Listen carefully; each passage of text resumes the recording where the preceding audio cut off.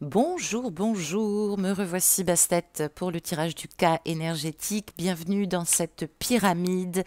Nous allons procéder donc au tirage du cas énergétique de la polarité féminine, du féminin, en ce mercredi 19 août.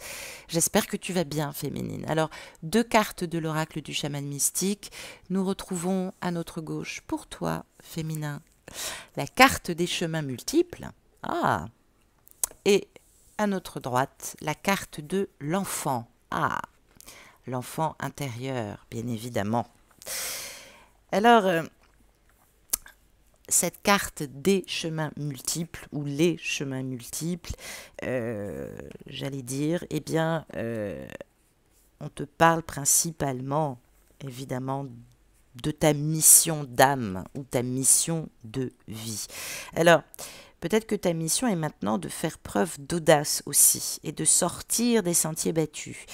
On nous parle du ciel, on nous parle de la terre qui conspire en ton nom pour te soutenir aussi dans cette nouvelle aventure. Peut-être que tu vas entreprendre de changements. Alors, ne perds surtout pas de temps. Peut-être que tu as manqué des occasions aussi, hein, pardonne-toi, hein, et des fois il y a des énergies et des situations aussi que tu peux vivre qui peuvent être difficiles. Il est temps maintenant de naviguer dans ce qui n'est pas, j'allais dire, cartographié. Assure-toi de suivre à la fois ton chemin sur cette terre ainsi que ton voyage à travers les étoiles. Eh bien oui, parce que il est question aussi de construire sa cathédrale, hein, en tout cas la tienne.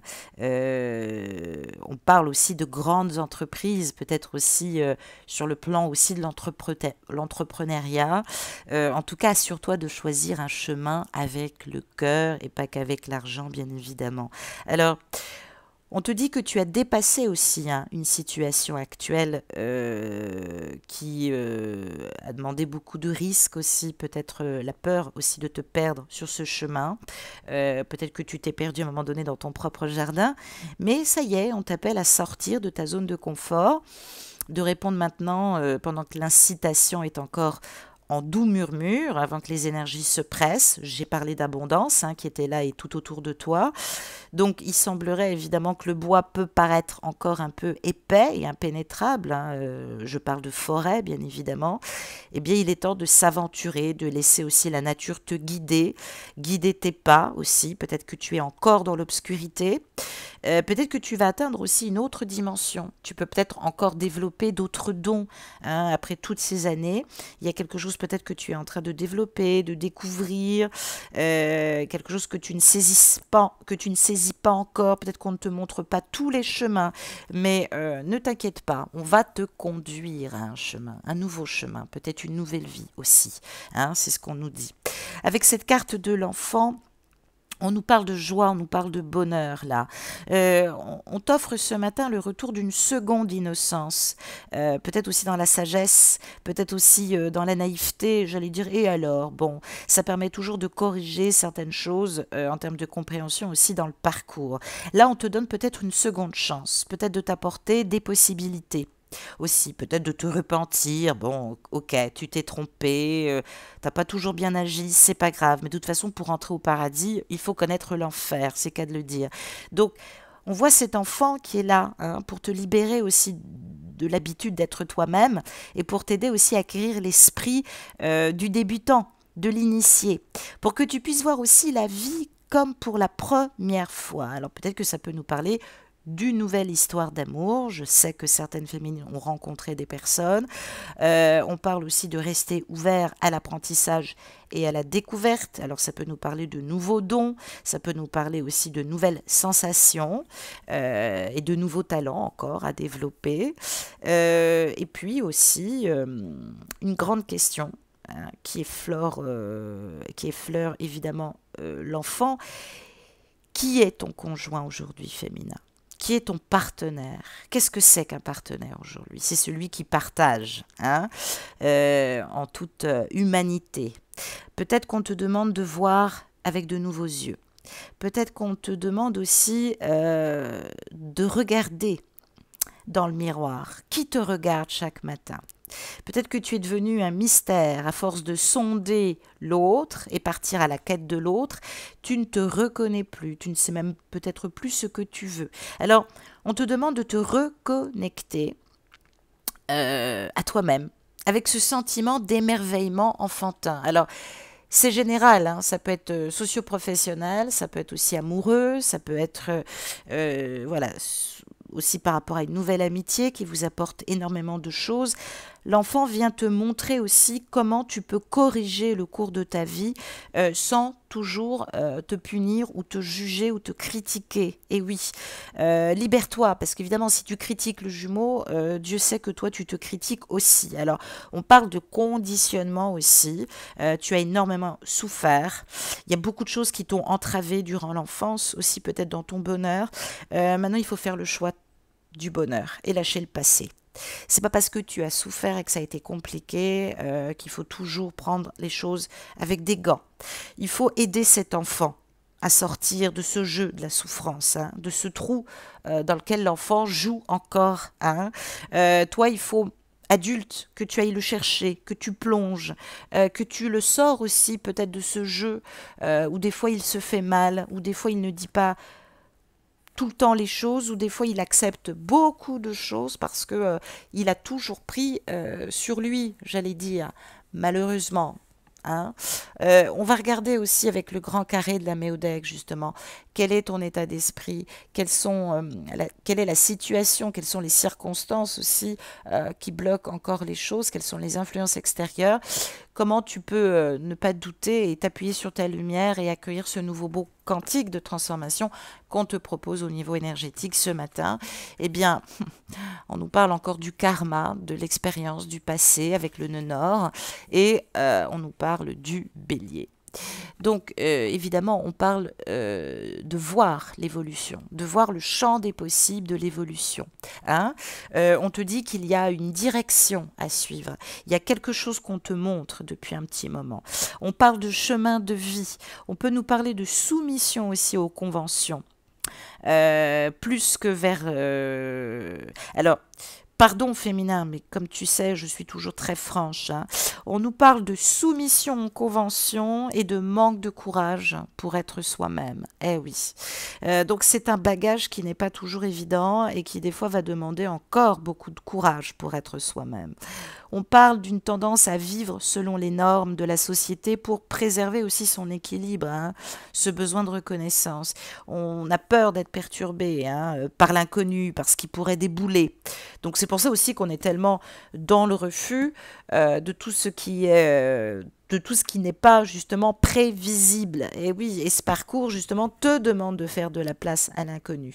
On parle de conception de vie, peut-être qu'il existe une manière d'être, certes, régie par des règles de vie fondamentales aussi, mais peut-être qu'il va falloir observer aussi tes règles de vie fondamentales, hein, parce qu'elles ne permettent pas toujours de vivre en harmonie. Hein, ça peut drainer aussi du conflit, du drame.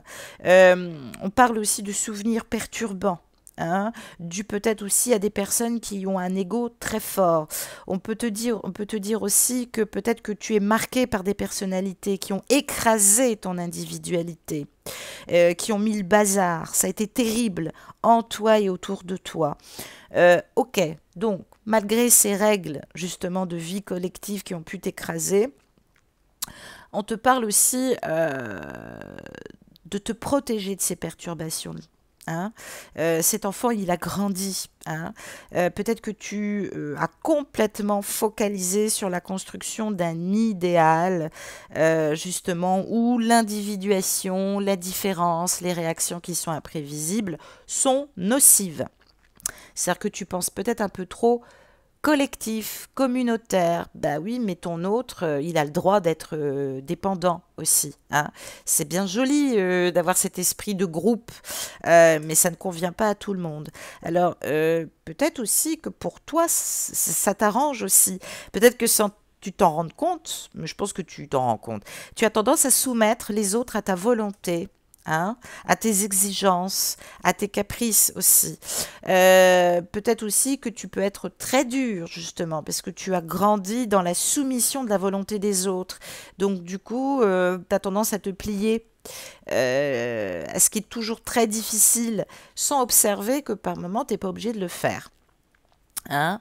Donc ne te laisse pas écraser par les autres ou par le fait d'avoir une vie justement tellement cadrée, tellement organisée. Ben oui, parce qu'on peut nous parler aussi de fuite en avant pour se protéger parce que on a tellement connu le chaos que on impose son organisation et ses choix. Alors, on parle aussi d'une force qui n'arrive pas toujours à communiquer, peut-être qu'une force de caractère qui n'arrive pas toujours à communiquer avec les autres.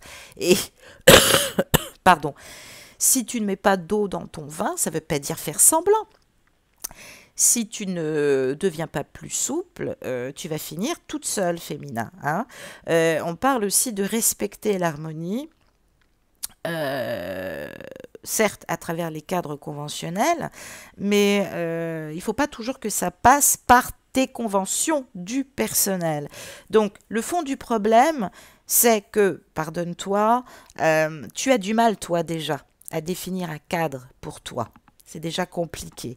Tu te sens plus à l'aise en prenant soin des autres et en leur donnant un cadre. Et oui, c'est rigolo parce que toi, t'arrives pas à aller vers toi, t'arrives pas à dire non. Par contre, cadrer les autres, ça tu sais faire.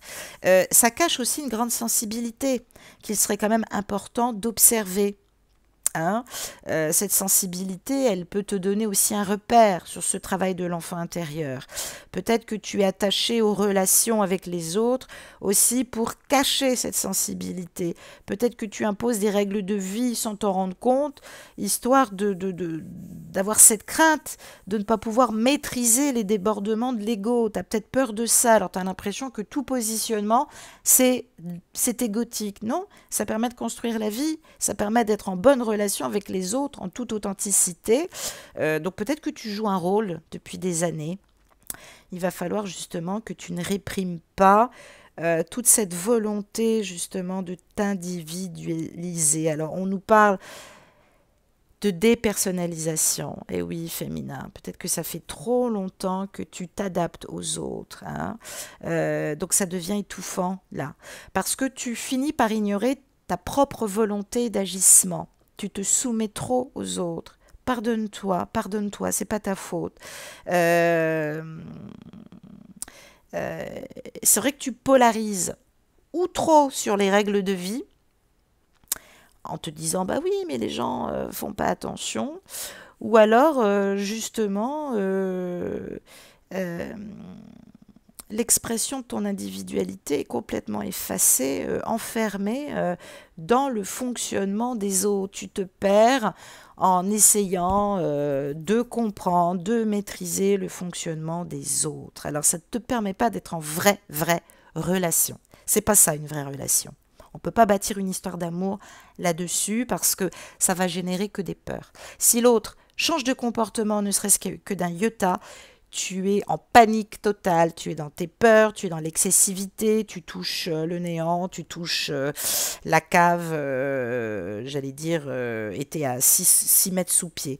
Donc il va falloir quand même tôt ou tard te retirer de ce faux jeu et surtout de ne pas t'inscrire dans l'énergie de l'autre. Hein. Tu ne vis pas la vie de l'autre, puis après tout, vous n'êtes pas mariés.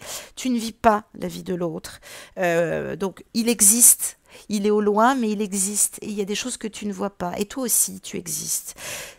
Il ne te répond pas, eh bien, tu n'es pas obligé de donner des nouvelles. Mais si tu as envie de le faire, fais-le, sans aucune exigence. Je dis pas dans la soumission. Je vois des fois des commentaires où vraiment certains féminins et féminines, vous mélangez tout. On parle d'énergie, de volonté, on parle de force. Hein.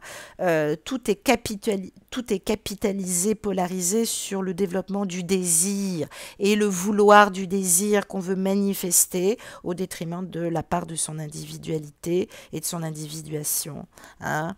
Alors peut-être que dans le passé, oui, je ne dis pas que tu ne sais pas sortir, t'amuser, faire des choses, mais j'espère que tu l'auras compris, c'est plus subtil que ça. Le désir est tout le temps en train de rentrer le désir de l'autre. Qu'est-ce qu'il ressent? Qu'est-ce qu'il veut?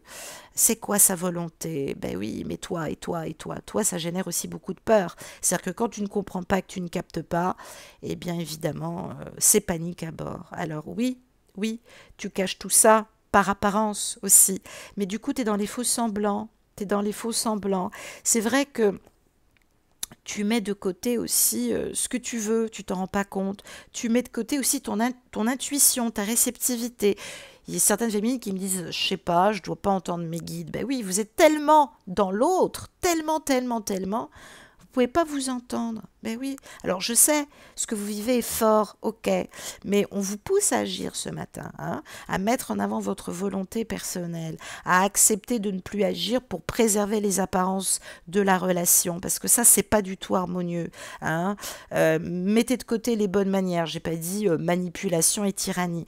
Mettez de côté les bonnes manières. Dites ce que vous avez à dire. Arrêtez d'avoir peur. Arrêtez d'étouffer aussi.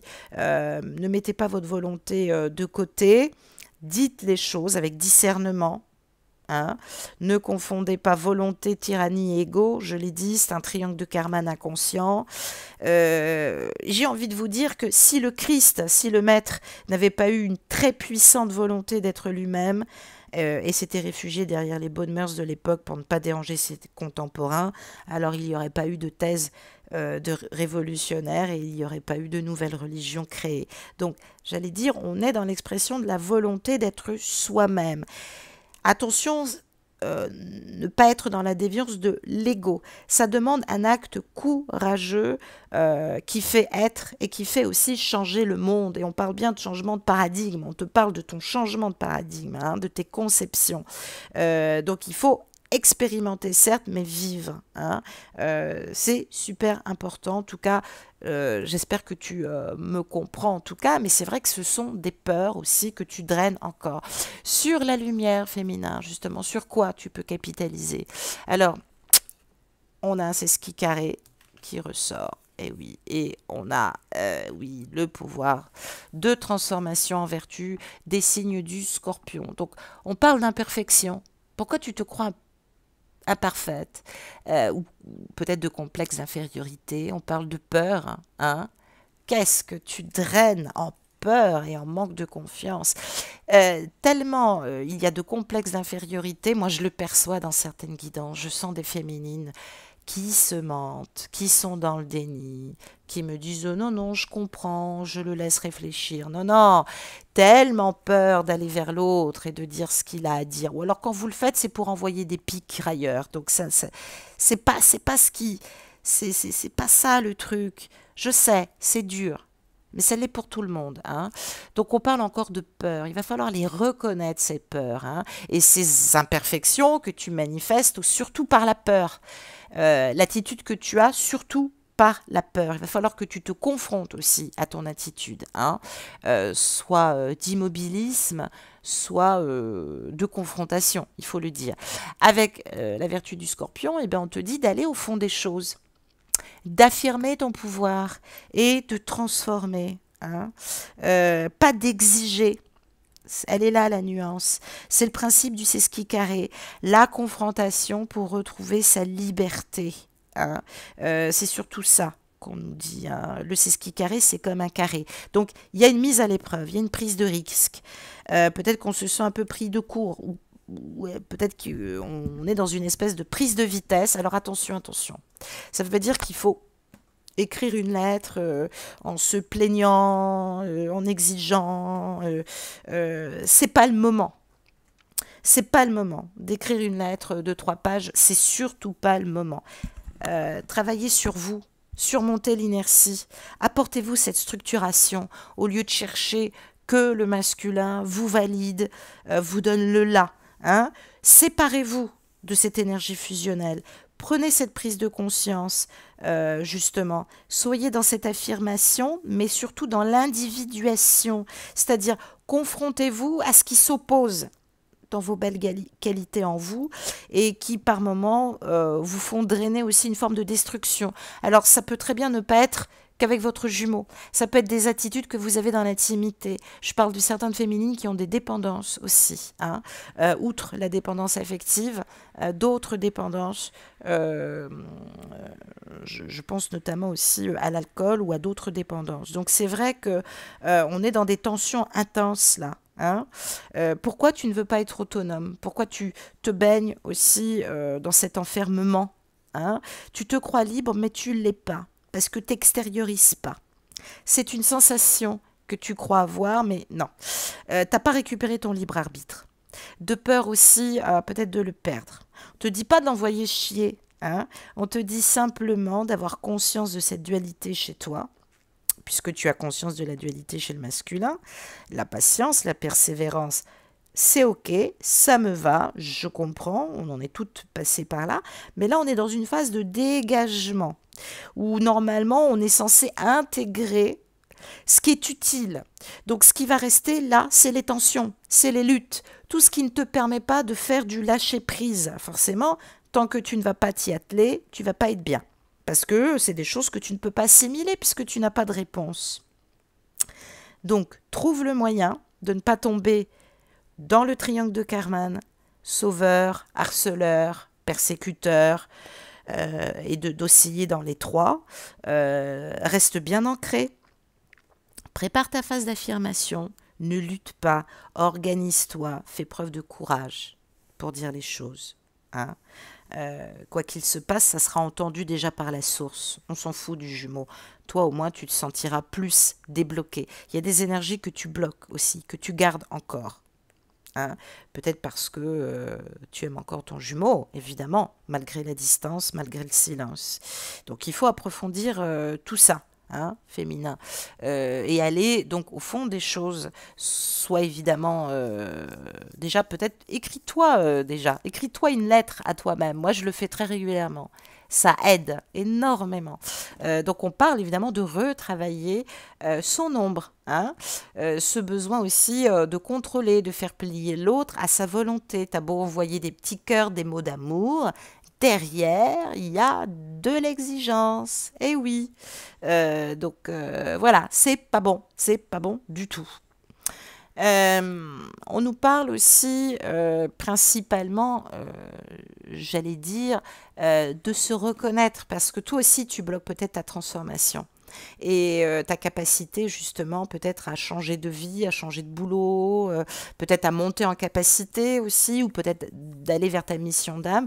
Ou au contraire, peut-être que quelque chose draine tes énergies et justement, il ne faut pas que tu l'ignores parce que ça t'empêche justement d'aller vers cette transformation.